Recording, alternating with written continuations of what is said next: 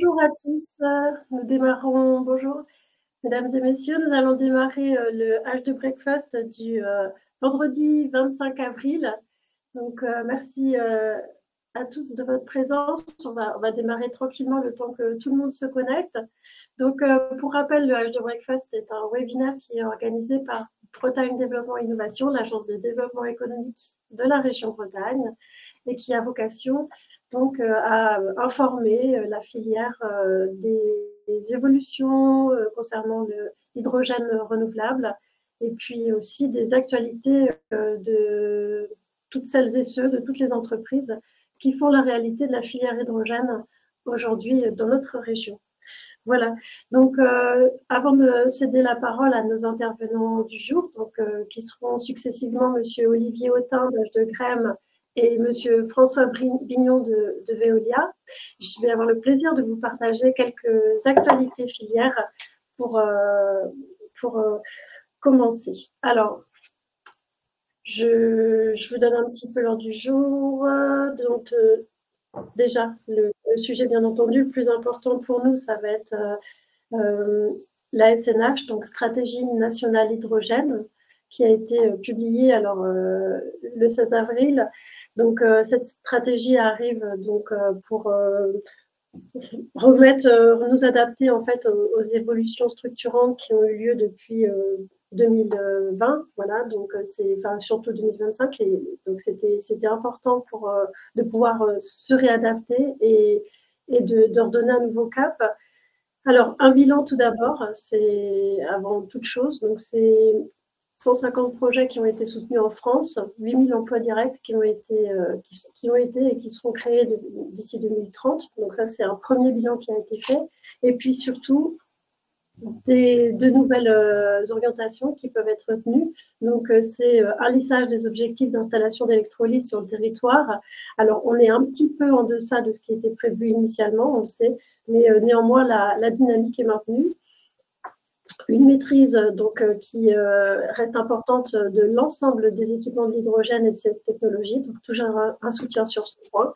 Un mécanisme de soutien aussi, bien sûr, à la production d'hydrogène bas carbone, qui vise à sécuriser donc, la compétitivité par rapport à l'hydrogène fossile. Là, on vise directement, bien entendu, nos écosystèmes industriels et un nouvel appel à projet pour le déploiement des véhicules utilitaires aussi peut être noté.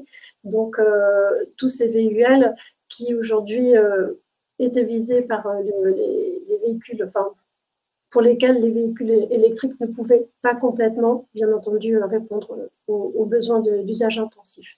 Alors, la stratégie nationale hydrogène est beaucoup plus vaste, mais je vais...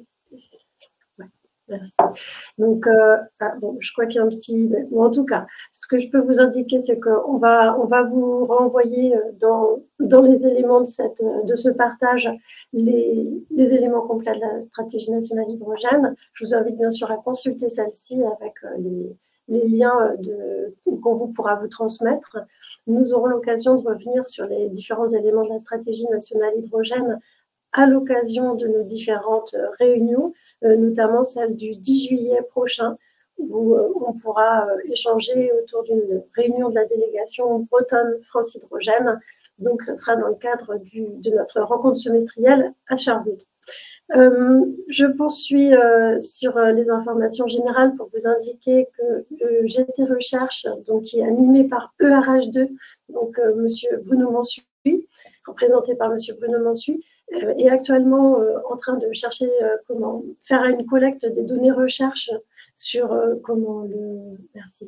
sur les compétences, les matériels et les programmes de recherche en Bretagne, tout ce qui est que ce soit au niveau académique ou au niveau privé. L'objectif, c'est d'alimenter au niveau national le CNRS. Donc, c'est important, si vous êtes concerné, de ne pas hésiter à faire un retour à M. Mansuy d'ici la fin mai. Et puis, la nouveauté cette année qui peut être notée, c'est que les domaines de compétences qui sont visés sont bien entendu un petit peu élargis et il ne faut pas oublier les recherches, notamment en sciences sociales. L'hydrogène est également visé, donc, qui bénéficie d'une mention de la région Bretagne, donc l'hydrogène liquide, etc. Donc voilà, l'appel est fait, n'hésitez pas et on peut aussi nous relayer si vous le souhaitez vers Monsieur Mansuy. Une petite information recherche aussi, sachez qu'il y a une offre de thèse qui est actuellement en cours au niveau de l'université de Rennes, enfin plus exactement l'Institut des sciences chimiques. Donc n'hésitez pas, là vous voyez le poste qui s'affiche, à partager ces éléments-là ou à répondre si vous êtes concerné. Donc le projet de thèse ira de 2025 à 2028. Voilà. Et, hop, je vais passer, si je peux, à mon sujet suivant. Merci. Donc, une petite annonce également, ça sera, donc, comme vous le savez, à BDI, nous gérons, on anime plusieurs filières économiques et une de ces filières, c'est notamment l'agriculture mélangée ou l'agrétique, tout ce qui concerne les domaines agricoles et agroalimentaires au croisement des technologies de l'information et de la communication. Et tout cela occasionne le fait d'organiser un pavillon lors du SPACE, donc qui déroulera du 16 au 18 septembre prochain à Rennes. Et donc, à cette occasion, on aura un pavillon qui va traiter des solutions du numérique pour répondre aux enjeux de l'agriculture et de l'élevage. Aussi, il est tout à fait possible que certaines solutions certaines briques technologiques incluant l'hydrogène puissent à l'avenir répondre à ce type de besoin. Donc, n'hésitez pas, si vous êtes concerné, à répondre à l'AMI, donc l'appel à manifestation d'intérêt qui est organisé par Christian Blandel, mon collègue donc, du programme Agrétique. Et donc, l'idée, c'est de pouvoir candidater pour exposer dans cet espace. Alors, c'est vraiment du clé en main, c'est aux alentours de 2 000 € à peu près, et ce sont des toutes petites bornes, mais vous bénéficiez pour une entreprise d'une très belle visibilité. Et voilà, la seule contrainte, c'est d'être vraiment sur une solution innovante. Pour l'agriculture, idéalement plutôt pour l'élevage, c'est un plus, avec une démonstration physique à montrer. Et donc, bien entendu, toutes les candidatures ne peuvent pas être retenues, mais voilà, vous avez la date limite 22 mai et le contact de Christian Blandel. Hop, je n'ai pas la machine. Merci. Et du coup, j'enchaîne sur aussi un petit coup de projecteur. Ça va être une opportunité aussi de financement de projets en faveur de la transition énergétique. Alors là, avec un focus sur le littoral durable. Donc, si une fois de plus, alors c'est quelque chose, c'est une initiative de l'État qui dure depuis des années avec la possibilité de présenter des projets régulièrement. Cela dit, ce qui est intéressant, c'est de vous rappeler que ce fonds vert existe. Donc, vous voyez les objectifs, préserver et valoriser le littoral, accompagner le développement durable de l'économie bleue et favoriser la transition écologique des infrastructures et patrimoine maritime. Je sais que des projets de la filière hydrogène ont déjà bénéficié de ce support. Donc, et puis, vous voyez la date limite qui s'affiche au 15-12, donc, et puis les liens utiles. Donc, ça, c'était pour rappel, ne pas oublier. Voilà, donc j'en profite aussi pour un petit applaudissement direct. Donc, on aura le plaisir, comme vous le savez, de donner la parole tout à l'heure à H de Crème, mais c'était important néanmoins de rappeler que cette société a été récompensée au Grand Prix ACF Autotech, donc sur une mention particulière qui est la mention Green Tech, donc du produit qui contribue le plus aux besoins de l'environnement. Donc, Olivier Autain, ici présent, nous en dira certainement plus tout à l'heure, mais voilà, c'était l'occasion quand même de saluer cette récompense sur ce prestigieux prix. Au niveau des dates à retenir, je vous invite à ne pas manquer le Mixen Tour qui va se dérouler donc, le 15 mai prochain, donc, qui est organisé par Mixen et qui vise à informer sur les solutions de mobilité décarbonées qui peuvent répondre à vos besoins, notamment au niveau, bien sûr, de la mobilité lourde, donc industrielle, distributeurs, logisticiens, voilà, transporteurs ou collectivités. C'est le moment de vous réunir autour de Mixen pour en savoir plus sur les solutions adaptées. Et puis, au niveau de l'hydrogène, nous aurons des sujets qui seront abordés notamment par l'entreprise EHM, donc le motoriste EHM et Brest Port, qui pourront faire état de leurs avancées en termes de décarbonation. Donc, le 15 mai à Brest. Voilà, toujours sur les grandes dates à retenir pour nous. Donc, le 10 juillet, je vous évoquais cela tout à l'heure, on aura une réunion semestrielle France Hydrogène, donc l'occasion de revenir sur les premières avancées de la SNH, et puis aussi il y aura d'autres sujets qu'on pourra évoquer, notamment la tire verte ou comment on répond aux besoins au niveau des VUL. Mais au-delà de ce point, réunion délégation France Hydrogène, nous pourrons aussi avoir un temps filière avec des interventions de Charwood, qui nous accueillera en début d'après-midi pour une visite de son site, et puis aussi d'autres interventions selon l'actualité du moment. Je pense que sans trahir de grands secrets, on parlera aussi beaucoup formation avec la région Bretagne. Donc voilà, ça ce sera le matin, déjeuner pris en charge par France Hydrogène comme les années précédentes. Et donc en début d'après-midi, la visite du site de Colpo, donc, qui est un site de gazéification. Donc on pourra bénéficier d'une visite commentée de ce démonstrateur. Les inscriptions devraient arriver prochainement pour le 10 juillet. Et prendre date aussi pour le 25 septembre. Donc ça, c'est notre événement biannuel. Enfin, voilà, donc le dernier, c'était en 2023 à Saint-Brieuc. Donc là, nous renouvelons le Britannique Day le 25 septembre à Lorient, donc cité de la Voile Éric Tabarly et au K2. Donc c'est un temps important pour nous, l'occasion vraiment de montrer, et au-delà de la Bretagne, vraiment aux acteurs économiques de tout le Grand Ouest, et puis avec, vous le voyez aussi, des invitations qui iront au-delà au niveau du national aussi, mais bien sûr au niveau de délégations européennes qui sont d'ores et déjà invitées. Donc l'occasion, c'est de montrer l'avancée de notre filière et aussi dans quelle mesure est-ce que l'hydrogène demain pourra répondre à des solutions de décarbonation des activités, voire permettre le développement de nouvelles activités. Donc nous sommes toutes filières économiques confondues, enfin toutes sont concernées.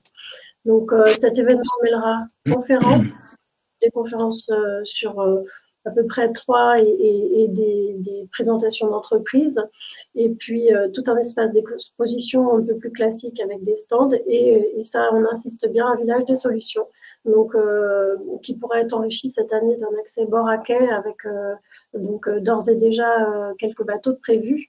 Donc n'hésitez pas à réserver votre date et à prendre contact avec Antoine Keynac, alors que vous ne voyez pas, mais qui est à ma gauche, qui pourra bien entendu répondre à toutes vos questions pour organiser votre présence le jour J. Voilà, et puis ça, ce sont des petits rappels. Nous sommes toujours en train de penser donc cette présence au Canada à Trois-Rivières les 1er et 2 octobre, alors c'est 2025, et puis on a d'ores et déjà calé l'évolution 2026. Pareil, n'hésitez pas si vous êtes intéressé. Donc moi, j'ai terminé au niveau des informations générales filières, ce qui va me permettre de donner la parole à Monsieur Olivier Autain. Donc vous êtes responsable au niveau commercial et marketing pour la société H de Grême. Et écoutez, après les belles actualités de tout à l'heure, c'est l'occasion de vous donner la parole pour en savoir un peu plus sur les activités d'H de Grême au national, voire, j'ai pu comprendre, à l'international aussi. Olivier, je vous en prie. Merci Elodie, bonjour à toutes et à tous. Merci de me donner cette occasion de faire un petit point sur l'activité d'H de Grême, effectivement. Une activité riche, merci d'avoir rappelé le fait que nous sommes effectivement lauréats du concours de l'Automobile Club de France, ce qui était très important pour nous. Et en fait, ça souligne bien le baseline de nos systèmes autonomie énergétique au quotidien pour tous. Alors je sais qu'il y a une nouvelle stratégie nationale sur l'hydrogène, mais nous nous attachons depuis maintenant plusieurs années à mettre l'hydrogène au quotidien et à la portée de tous. Donc c'est pas facile, mais c'est vraiment notre credo. Ça fait du bien de faire une petite pause là pour vous présenter l'actualité d'H de Grême parce qu'elle est très chargée en ce moment. Nous sommes en train d'installer simultanément plusieurs systèmes. Alors, à l'école d'ingénieurs de Bidart, pour autonomiser une partie des bâtiments de l'école d'ingénieurs et de la mobilité légère à hydrogène. Une installation dans une maison en Suisse. On vient d'envoyer une station effectivement au Chili pour faire des démonstrations pour la prochaine édition de Evolution Chili en septembre. Et effectivement, nous venons de finir l'installation d'un système dans une maison d'un particulier en Belgique. Donc, c'est vraiment très actif en ce moment. Voilà. Ceci dit, on va faire un petit point. Pardon ? Non, on vous écoute. Merci. Ok, ça marche. Alors, je trouvais utile quand même de rappeler ce que permet l'hydrogène parce que c'est quand même aujourd'hui le moyen le plus prometteur pour stocker en masse et en long terme, et sur le long terme, le surplus de la production des ENR. Alors, je le rappelle parce que on voit bien qu'au Chili, par exemple, où 50% de la production nationale d'électricité est renouvelable, ils ont tout de suite compris, eux, et depuis plusieurs années, tout l'intérêt qu'il y avait à développer les surproductions de cette électricité photovoltaïque en hydrogène. Donc, en fait, nous, ce que nous nous attachons à faire, c'est de valoriser justement 100%, en tout cas de tenter de valoriser 100% de cette production des ENR. Alors aujourd'hui, H2Grem, c'est 25 personnes. Le siège est à Brest et nous venons d'ouvrir des bureaux à Biarritz. On a 4 brevets internationaux et nous allons installer cette année une quarantaine de systèmes un petit peu partout en France et en Europe. Alors principalement en Allemagne, en Belgique et en Suisse, tout simplement parce que le prix de l'électricité est beaucoup plus cher là-bas et que pour des particuliers, eh bien, nos systèmes sont forcément beaucoup plus rentables beaucoup plus rapidement qu'en France, où l'électricité est encore relativement bon marché par rapport à ces pays. Je vous rappelle que donc H2Grem, ce sont 2 marchés et produits. On a un marché de la mobilité qui a été mis en exergue lors des derniers JO, puisque nous étions le fournisseur officiel de Toyota pour la mobilité urbaine, c'est-à-dire 50 vélos qui étaient mis à disposition de leurs VIP pour faire des tours dans Paris pendant les JO, ainsi qu'un chariot élévateur H2 Toyota qui était en démonstration Champ de Mars, Tour Eiffel, et 2 chariots élévateurs Toyota qui étaient en démonstration sur le golfe de Saint-Quentin pour monter, démonter des estrades et des tribunes de démonstration, etc. Donc ça a très très bien marché, ce qui nous a amené à signer un partenariat à long terme avec Toyota. Donc ça, c'est pour la mobilité. Ça va du vélo, du triporteur de livraison dernier kilomètre, en passant par les chariots élévateurs et évidemment les voitures. Notre second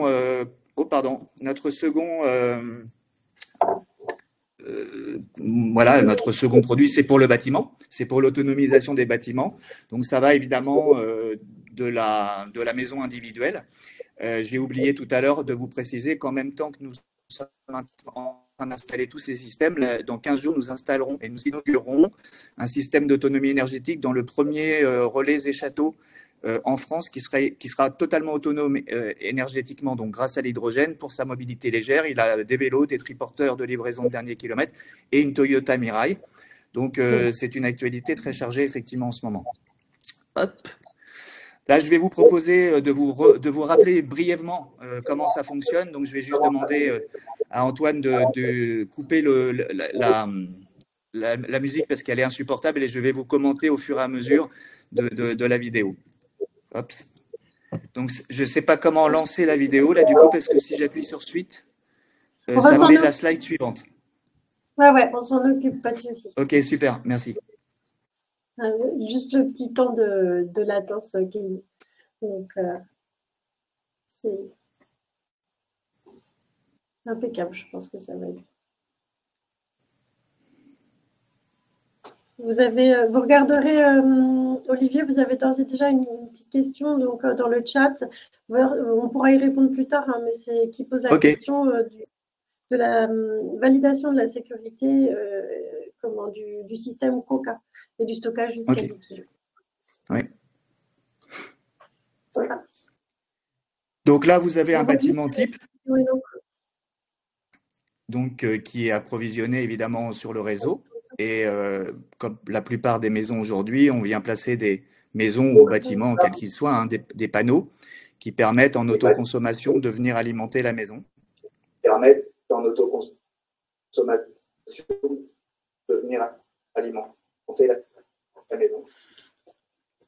Alors, je crois qu'il y a un énorme écho, mais ce n'est pas très grave, donc on va continuer comme ça.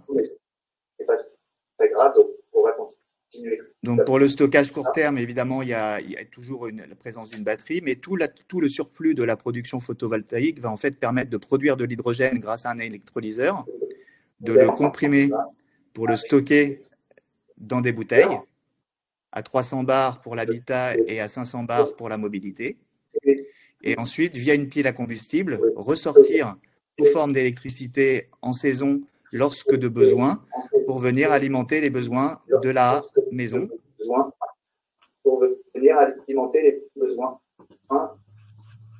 Y compris la recharge de voitures électriques et y compris, bien sûr, dans le futur, la recharge de véhicules à hydrogène. Et y compris, bien sûr.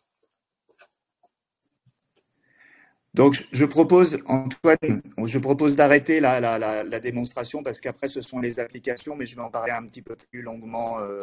Donc, je passe à la slide suivante. Je propose, Antoine, je propose d'arrêter.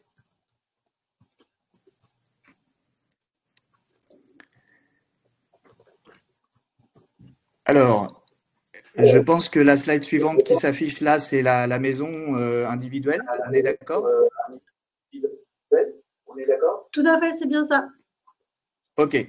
Donc ça, c'est un concept que nous avons notamment développé chez Toyota pour leur expliquer que le consommateur a changé ses habitudes de rechargement de son véhicule, puisqu'avec les véhicules électriques, on peut aujourd'hui faire le plein à domicile.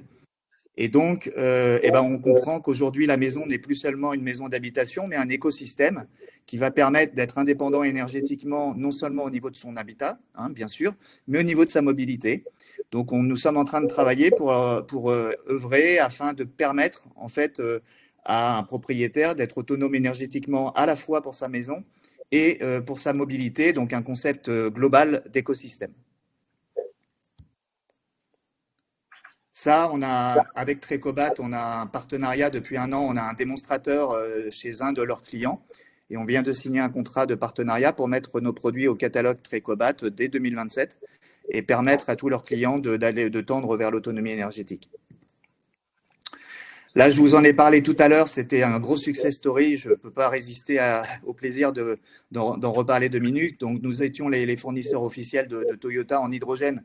Alors, j'insiste, de l'hydrogène produit sur place, dans les quantités nécessaires pendant les JO et les para-JO, auprès d'un partenaire comme Toyota qui est quand même parmi on va dire, les constructeurs très exigeants.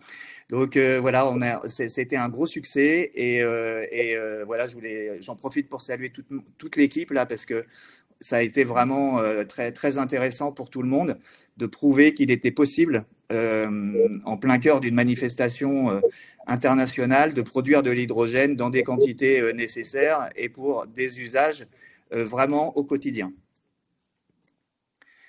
J'ai fini ma présentation et je vous remercie pour votre attention et je reste à votre disposition pour des questions.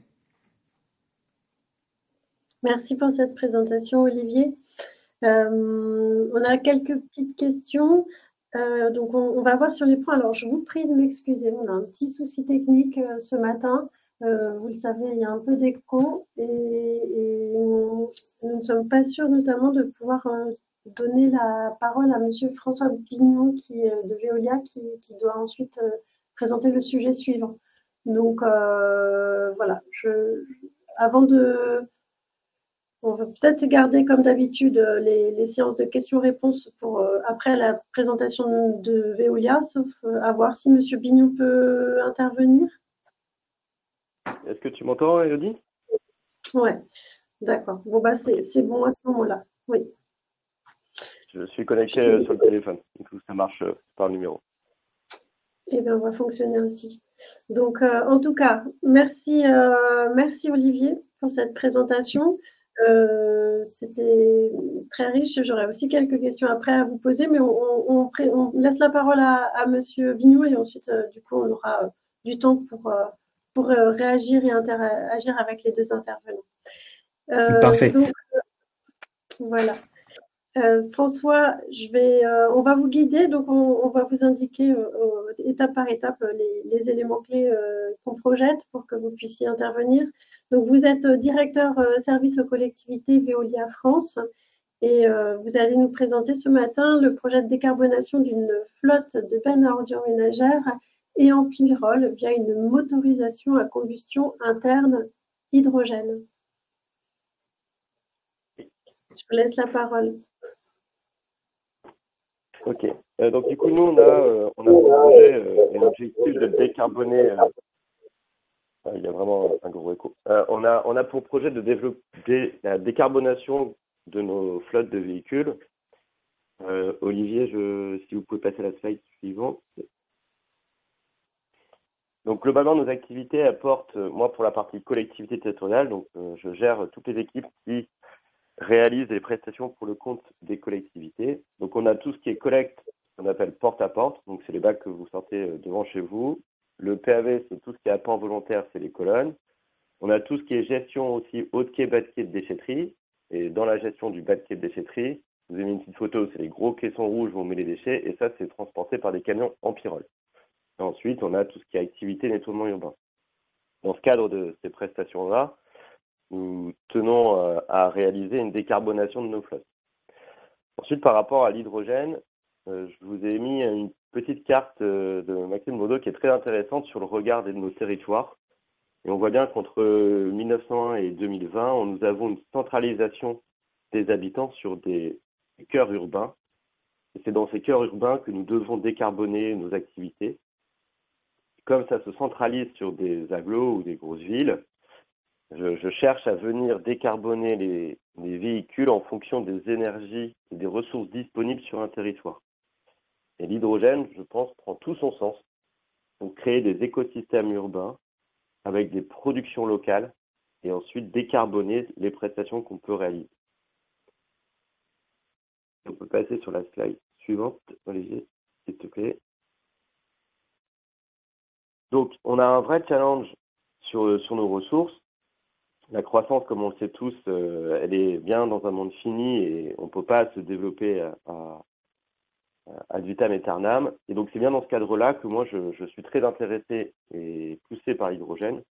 Nous avons, nous, dans la gestion des déchets, des ressources qui peuvent, en effet, être réorientées vers de l'hydrogène.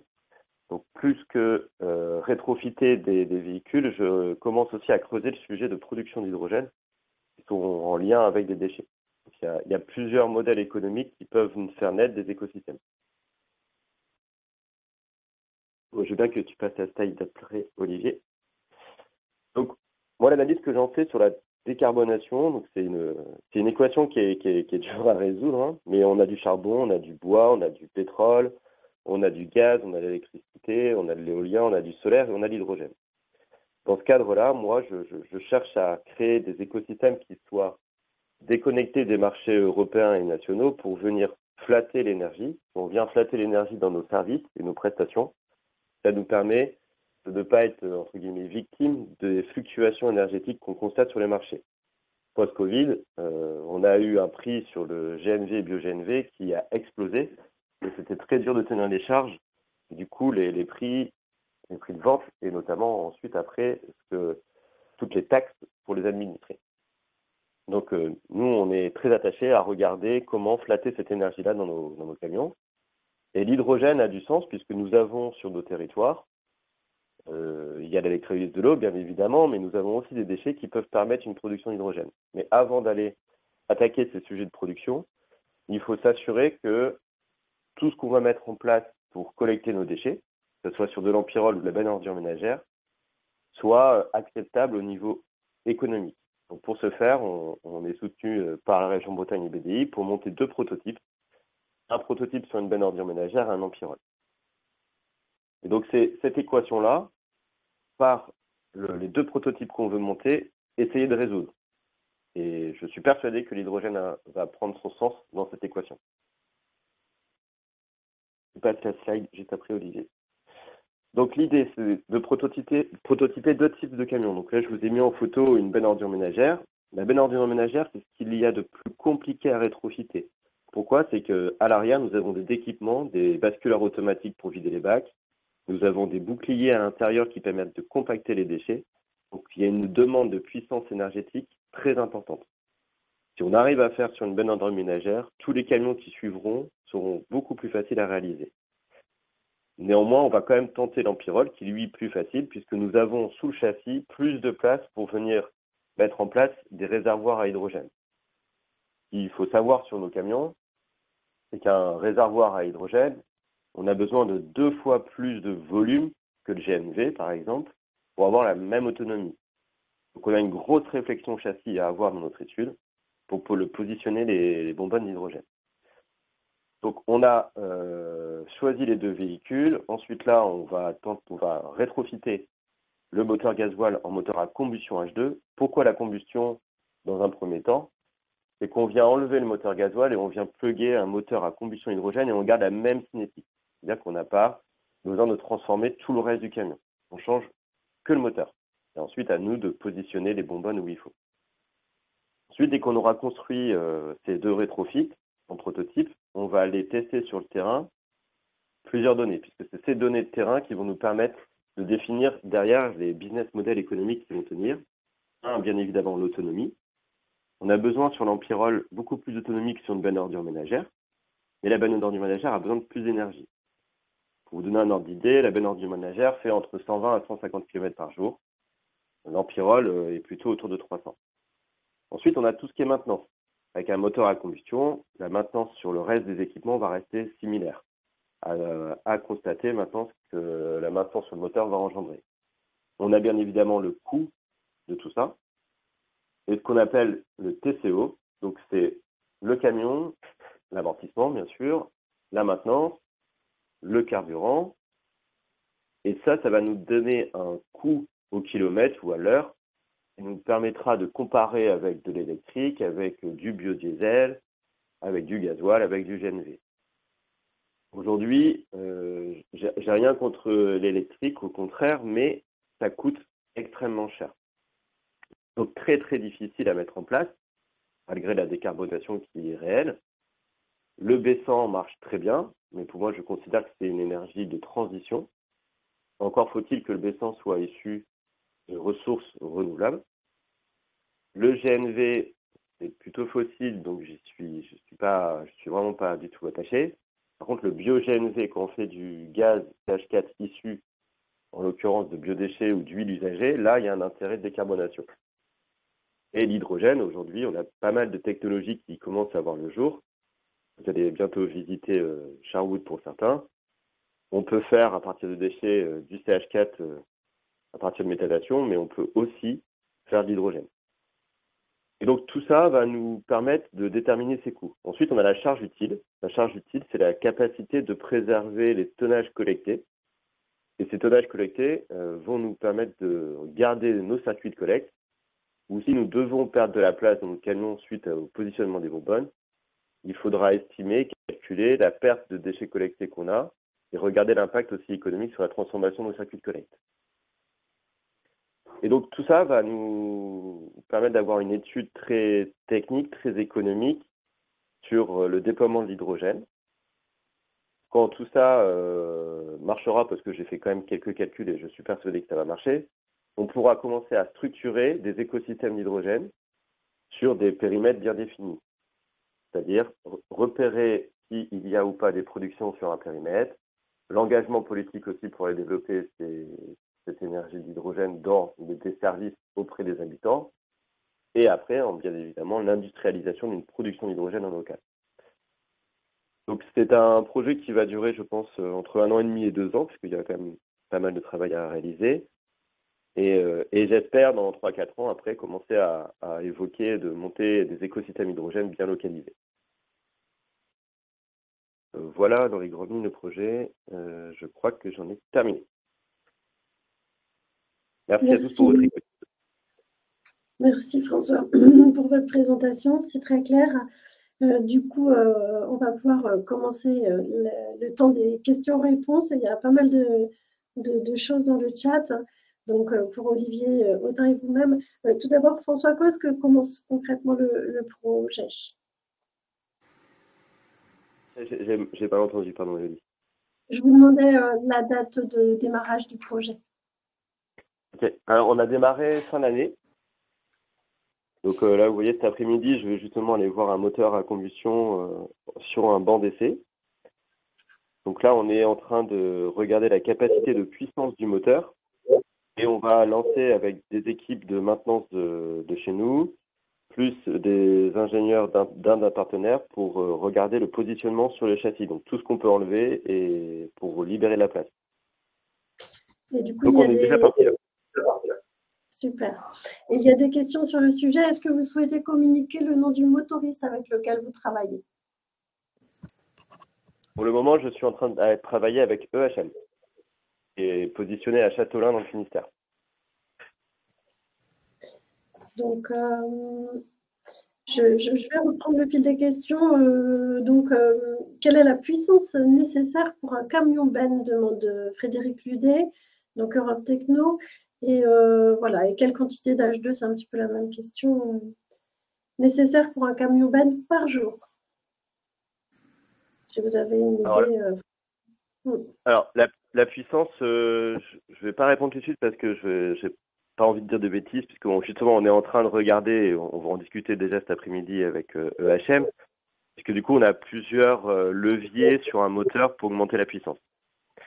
Et globalement, on est sur des puissances qui sont similaires aujourd'hui à des moteurs gasoil. Donc, c'est du 300-400 kW. Après, sur la quantité d'hydrogène utilisée, en fonction des circuits, on va être sur du 20 à 34 kg par jour. On estime, en gros, le ratio qu'on estime aujourd'hui, mais qui, justement, on a hâte d'aller sur le terrain pour le constater, on estime qu'on serait sur une bonne ordure ménagère autour de 11-12 kg du 100 en consommation. Donc, à vérifier, hein, puisqu'on a parfois besoin de beaucoup plus de puissance en fonction du typologie de déchets collectés.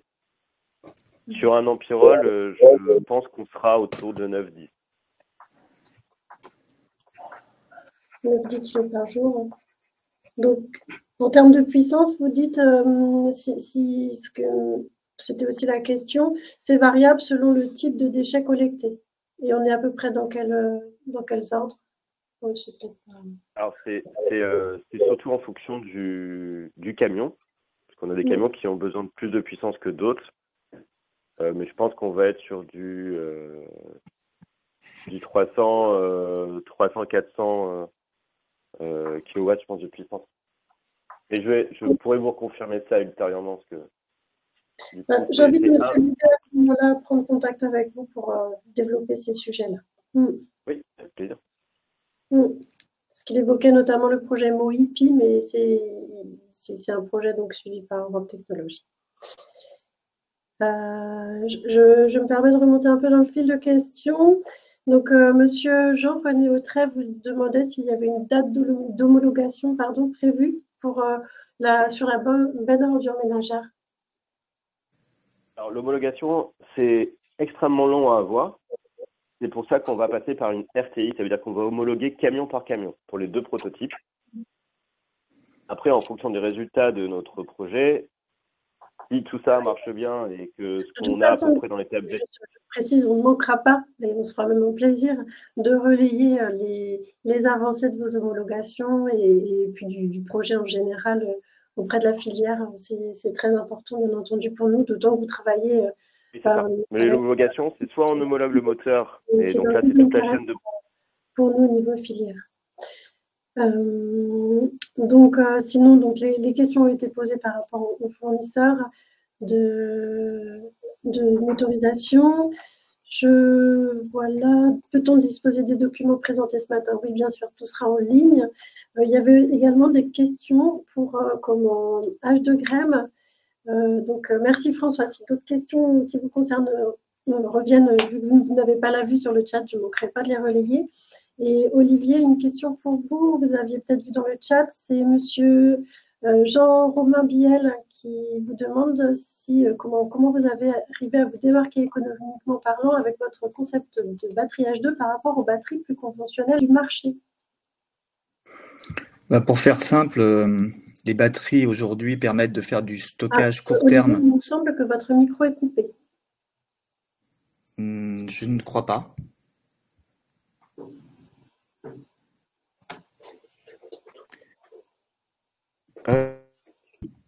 Est-ce que vous m'entendez là? Moi, je vous entends, Olivier. Merci François, mais a priori, vous êtes le seul. Si vous pouvez passer le message comme quoi mon micro n'est pas coupé à Elodie. Elodie, moi, j'entends bien.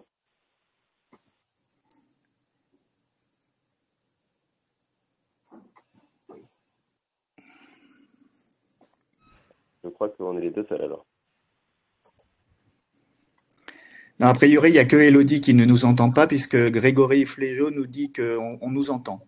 Tout est OK, a priori. Donc, je vais répondre à la question. Aujourd'hui, donc, les batteries permettent en fait de faire du stockage court terme sur des petites quantités d'énergie. L'hydrogène est plutôt du stockage intersaisonnier, c'est-à-dire que toute la production la surproduction que vous allez pouvoir avoir en été, si vous deviez la stocker dans des batteries, ça serait absolument impossible. Donc, globalement, nous, ce qu'on propose, c'est une reconversion en hydrogène, et c'est comme ça qu'on se démarque économiquement. Donc, c'est une question un peu vague à laquelle j'amène une réponse un peu vague, mais globalement, il faut retenir la quantité d'énergie stockée et la durée de stockage, et c'est là-dessus que l'hydrogène est extrêmement compétitif. C'est clair. Merci Olivier. Donc je reprends toujours le fil. Donc quelle est la plus-value de l'H2 donc dans le concept H2GREM s'il y a des panneaux solaires et des batteries de stockage électrique?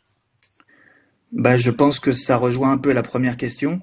Nous, ce que nous faisons, c'est que nous valorisons une surproduction de panneaux photovoltaïques qui nous permet d'aller stocker, d'aller ressortir sous forme électrique de l'énergie quand vous n'êtes plus en autoconsommation. C'est-à-dire que l'hiver, par exemple, les panneaux ne produisent pas suffisamment pour vous permettre de l'autoconsommation, en tout cas les usages que vous souhaiteriez. Donc du coup, vous allez chercher via la pile à combustible l'électricité dont vous avez besoin. Et donc c'est ça la plus-value de l'hydrogène, du système hydrogène. Ça rejoint un peu la première question, enfin c'est du même ordre. Hein. Et est-ce qu'on peut avoir une idée du rendement de Coca voilà. La question. Alors, pour faire 1 kg d'hydrogène, il faut environ 60 kWh de puissance photovoltaïque. Alors évidemment, ça marche avec de l'éolien, de l'hydroélectrique, enfin tout ce qu'on veut, hein, bien sûr, toutes les énergies renouvelables, parce que nous nous attachons à produire de l'hydrogène vert. Donc, il faut à peu près 60 kWh pour produire 1 kg d'hydrogène. 1 kg d'hydrogène en rendu hydrogène, c'est-à-dire si c'est dans des véhicules, par exemple, c'est l'équivalent d'environ 35 kWh d'électricité. Et si on repasse par la pile à combustible, on a à la fin environ 20 kWh d'électricité. Donc, il faut diviser environ par 3 entre la production initiale et le rendu final, quand on retransforme en électrique. Ça a l'air comme ça, pas super, mais c'est par exemple plus performant que le gasoil ou l'essence, hein, pour info. C'est bien de remettre en perspective. Oui, bien sûr, parce que, alors, et je tiens à préciser que tout ça évolue forcément considérablement et assez vite. Il y a plein de technologies disruptives qui font surface et qui nous permettent d'anticiper des améliorations de productivité de nos systèmes en termes de stockage, d'électrolyseurs, de piles à combustible. Donc, en fait, les pistes d'amélioration ne manquent pas. Et le problème de l'hydrogène, si vous voulez, c'est que aujourd'hui, c'est un vrai problème de la poule et de l'œuf. C'est-à-dire que comme il n'y a pas d'infrastructure, il n'y a aucun usage. Et comme il n'y a pas d'usage, personne ne va sur l'infrastructure. Je rappelle quand même qu'il a fallu près de plus de 100 ans pour développer l'infrastructure de distribution d'essence. Donc tout ça ne se fera pas du jour au lendemain. Nous, ce qu'on permet, en fait, c'est de pouvoir mettre à disposition des petites unités de production qui permettent de créer des usages localement avec de l'hydrogène vert. C'est bon de le rappeler. Et on avait également une question de monsieur Gilda Bolis qui demandait si votre solution pouvait s'appliquer sur de la rénovation de bâtiments. En fait, elle s'applique principalement aujourd'hui à de la rénovation de bâtiments tout simplement parce que, alors, d'une part, c'est un système plug-and-play qui vient s'interfacer avec l'existant, donc avec les panneaux qui sont déjà posés dans le cadre d'une rénovation. On va vraiment prendre le chantier là où il est.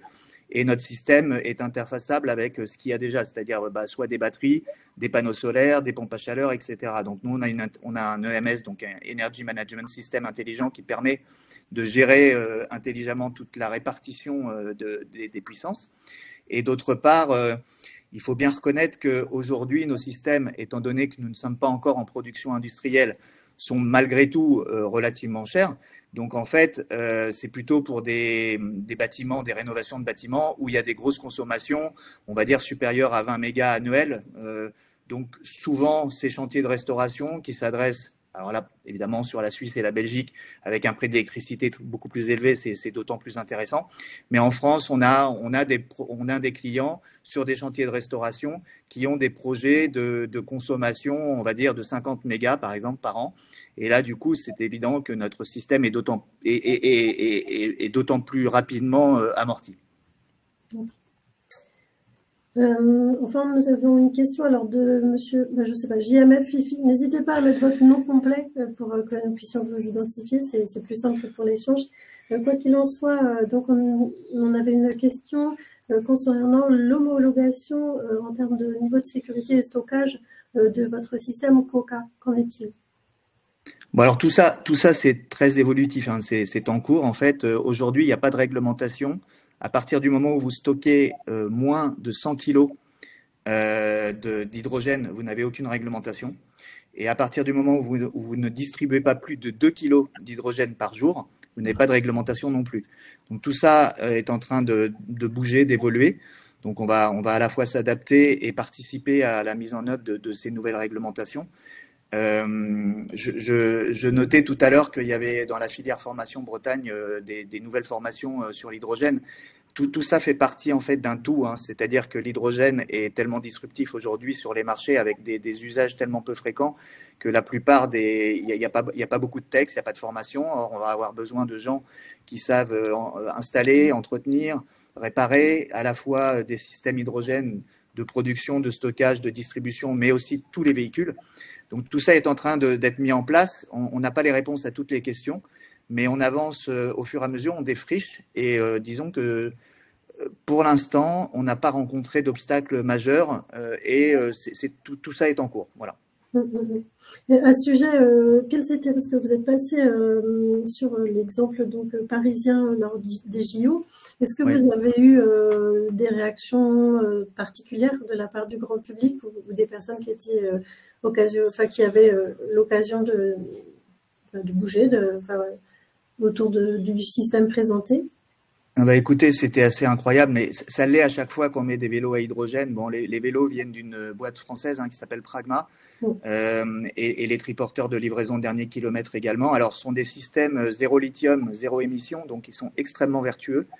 Les gens sont toujours absolument étonnés d'imaginer qu'ils sont sur un vélo à hydrogène. Donc, en fait, pour être tout à fait clair, c'est un vélo électrique, mais qui est alimenté grâce à une pile à combustible et donc une réserve d'hydrogène de 63 grammes. 63 grammes d'hydrogène permettent une autonomie de 150 km et on fait le plein en 2 minutes. Donc là, je rebondis sur aussi la question des avantages comparatifs de l'hydrogène par rapport à l'électrique. Si vous prenez un vélo électrique, aujourd'hui, les meilleures batteries, vous avez peut-être 750 watts, on va dire vraiment sur du très haut de gamme d'énergie embarquée. Avec un vélo Pragma, vous avez 1200 watts d'embarqué et surtout, vous faites le plein en 2 minutes au lieu d'une recharge en plusieurs heures. Par ailleurs, je ne vous parle même pas de la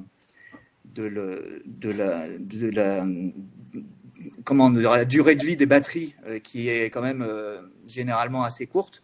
Alors que là, on a des systèmes qui sont extrêmement vertueux avec des ACV qui permettent aujourd'hui de prétendre qu'une pile à combustible sur 15 ans ne pose strictement aucun problème. Donc tout ça est quand même encore exploratoire, mais est très prometteur. Très clair. Je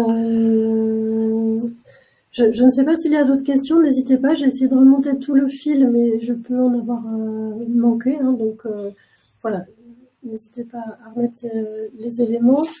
Ah oui. Juste, Élodie, je me permets de vous couper parce que j'ai vu une question dans le fil là, de JMF Fifi, donc celui à qui vous avez demandé de s'identifier de façon plus claire. Nous sommes effectivement, j'en profite, hein, nous sommes effectivement en train de monter tout un réseau de distributeurs. Donc, n'hésitez pas à prendre contact avec moi si vous pensez que vous avez des compétences qui vous permettent de prétendre pouvoir distribuer, installer, entretenir nos systèmes. Oui, et d'ailleurs, j'ai cru voir sur les réseaux que vous cherchiez des commerciaux, certes, enfin distributeurs, mais aussi des compétences dans le domaine de la recherche. Absolument. Oui, bah, on a un gros département R&D qui est très sollicité parce que j'ai beaucoup de... Alors, je précise quand même qu'on a beaucoup de produits sur étagère aujourd'hui, ce qui n'est pas le cas chez beaucoup de boîtes dans l'hydrogène, hein.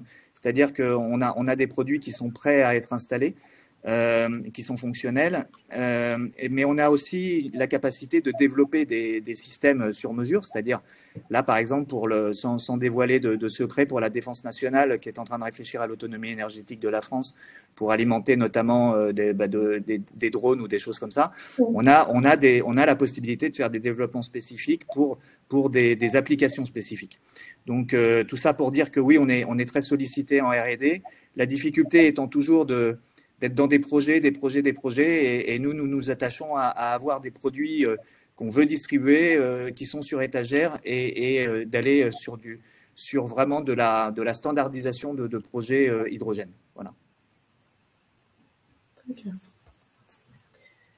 Donc, écoutez, le temps il nous reste quelques minutes, donc si d'autres questions arrivent, n'hésitez pas. Et ce que je peux vous indiquer, je voulais juste répondre aussi alors à une remarque beaucoup plus en amont qui était celle de Monsieur François Lefebvre par rapport à la slide fond vert qui posait la question des barges multilicoles. Est-ce que le financement des barges pourrait être visé par les fonds verts? À la lecture que j'ai des éléments, oui, j'ai envie de vous répondre, mais il faudrait qu'on regarde ça ensemble.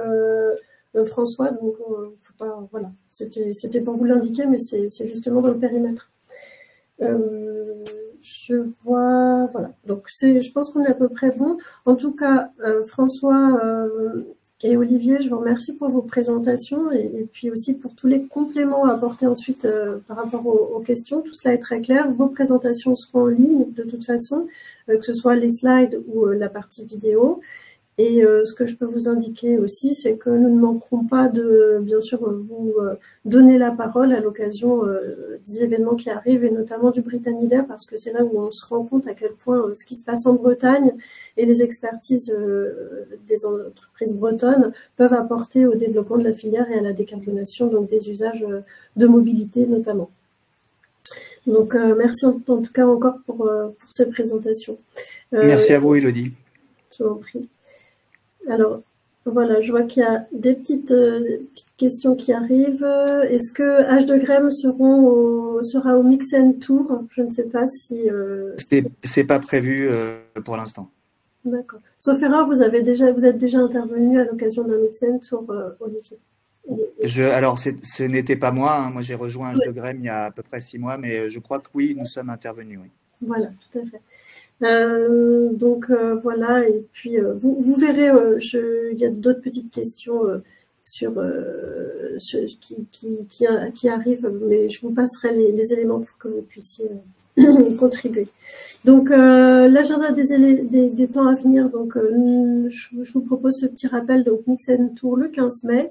Vous aurez aussi une Avexpo à Lorient du 20 au 21. On y retrouvera notamment K-Challenge qui présentera donc son speedboat H2 et puis ses activités en cours. On se retrouve le 23 mai pour un H2 Breakfast. Ce sera l'occasion aussi de parler plutôt réglementation et comptabilité, notamment avec Rich. Donc c'est toujours aussi intéressant d'avoir cette vision comptable et RSE. Donc en juin, nous aurons aussi des rendez-vous à ne pas manquer, l'Open de la transition écologique et énergétique à Saint-Brieuc, l'Open de l'international à Brest, organisé par Bretagne Commerce International, un peu plus loin bien sûr, à Dunkerque, les assises de la transition énergétique, c'est un temps important, et puis la H2 Breakfast de juin, où on aura notamment l'occasion de donner la parole à Benjamin Le Gouriérec de Valorem pour présenter l'écosystème Armor Hydrogène. Donc, du 1er au 3 juillet, n'oubliez pas aussi les Journées France Hydrogène à Lyon. Nous y serons au niveau Bretagne. Et puis le 10 juillet, je vous évoquais tout à l'heure le fait que nous allons organiser notre journée filière Bretagne Hydrogène renouvelable chez Charwood, avec visite du démonstrateur. Et on reprendra après la pause estivale tranquillement à la fin août, le 29 août, avec un âge de breakfast de pré-rentrée pour nous retrouver tous ensemble au Britannia Day à Lorient le 25 septembre. Voilà pour l'agenda des temps à venir. Nous restons à votre disposition au niveau de l'équipe BDI pour tout sujet, que ce soit au niveau promotion, Europe, ingénierie. Et on continue aussi, sachez-le, de poursuivre nos travaux dans le cadre tri-régional avec l'étude bassin H2 Grand Ouest.